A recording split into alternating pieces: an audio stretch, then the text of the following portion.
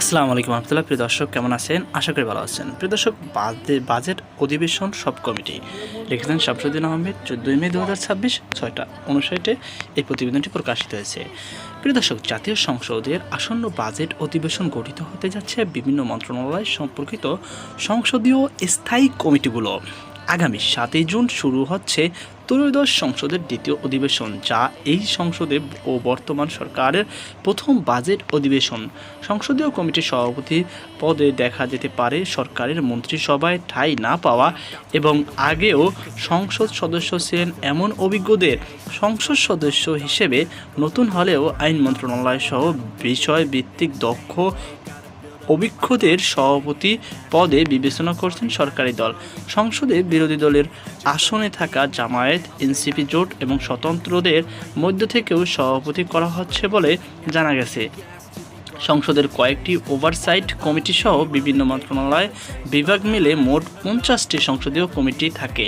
এর মধ্যে প্রথম অধিবেশনের প্রথম বৈঠকে 5টি কমিটি গঠিত হয়েছে, যার একটি ছিল বিশেষ কমিটি। অন্তর্বর্তীকালীন সরকারের সময় রাষ্ট্রপতির জারিকৃত 133টি অধ্যাদেশের যাচাইয়ের এই বিশেষ কমিটি গঠন করা হয়। 14 সদস্যের এই বিশেষ কমিটির সভাপতি জ্যেষ্ঠ আইনজীবী ও বিএনপি দলীয় সংসদ সদস্য অ্যাডভোকেট জয়নাল আবেদিন। প্রথম অধিবেশন হওয়া অন্য 4টি কমিটি হল কার্য উপদেষ্টা কমিটি, সংসদ কমিটি, বিশেষ অধিকার সম্পর্কিত কমিটি এবং বেসরকারি সদস্যদের বিল ও সিদ্ধান্ত প্রস্তাব সম্পর্কিত কমিটি। সংসদ পরিচালনার নীতি নির্ধারণ কার্য উপদেষ্টা কমিটির সভাপতি স্পিকার হাফিজউদ্দিন আহমেদ এবং সদস্যদের হলেন সংসদ নেতা ও প্রধানমন্ত্রী তারেক রহমান, বিরোধী দলীয় নেতা doctor Shafiqur Rahman, chief whip Nurul Islam Moni, আইনমন্ত্রী মোহাম্মদ আসাদুজ্জামান।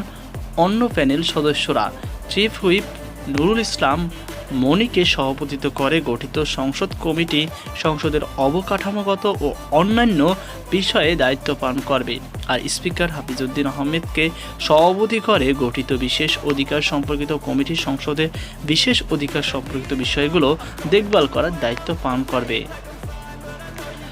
50টি সংরক্ষিত নারী আসনে নির্বাচন সম্পন্ন এবং সংসদ সদস্যরা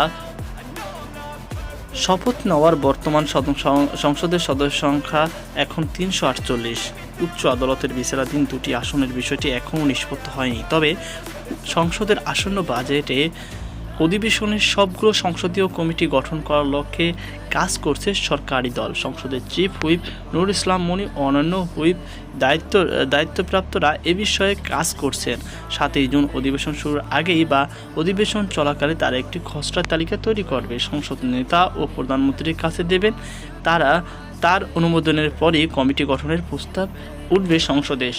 সংসদ নেতার পক্ষে কার্যপ্রণালী বিধি অনুযায়ী কমিটি গঠনের প্রস্তাব পৃথকভাবে উত্থাপন করবেন চিফ হুইপ। পরে সেগুলো কণ্ঠ বোর্ডে গৃহীত করা হবে। সভাপতির দায়িত্ব ও ক্ষমতা। সংসদীয় কমিটির সভাপতি নির্ধারণের তো কোনো পদমর্যাদা নেই কোনো নির্বাহী ক্ষমতাও। সরকার কিংবা সংসদ সচিবালয়ের কোনো গাড়ি ব্যবহারের সুবিধাও পাবেন না, তবে নিজ গাড়িতে জাতীয় সংসদের পতাকা ব্যবহারের সুযোগ পান একজন গানম্যান পান সভাপতিরা। সংসদীয় কমিটির সভাপতি সংসদ ভবনে একটি পূর্ণাঙ্গ অফিস সেটআপ পেয়ে থাকেন। একান্ত সচিব হিসাবে একজন প্রথম শ্রেণীর কর্মকর্তাকেও পাওয়ার পাশাপাশি ব্যক্তিগত কর্মচারীও পান তারা। সচিবের সহায়তার জন্য সভাপতি জাতীয় সংসদের কমপক্ষে উপসচিব পদমর্যাদার একজন কর্মকর্তা ছাড়াও প্রথম শ্রেণীর কমিটি অফিসার পেয়ে থাকেন। সংসদীয় কমিটির সভাপতি যে বৈঠক সভাপতিত্ব করে থাকেন, সে বৈঠকে সংশ্লিষ্ট মন্ত্রণালয়ের মন্ত্রী সদস্য হিসেবে অংশ নেন এবং তার কাজের জবাবদিহিতা করে থাকেন। কার্যপ্রণালী বিধি অনুযায়ী সংসদীয় কমিটি প্রয়োজনে কোনো ব্যক্তিকে তলব করা ছাড়াও আওতাধীন মন্ত্রণালয়ে যে কোনো ফাইল তলব করতে পারে। সংশ্লিষ্ট মন্ত্রণালয়ে যে কোনো বিষয়ে সুপারিশ, অনুশাসন, তাগিদ ও পরামর্শ দিতে পারে সংসদীয় কমিটি।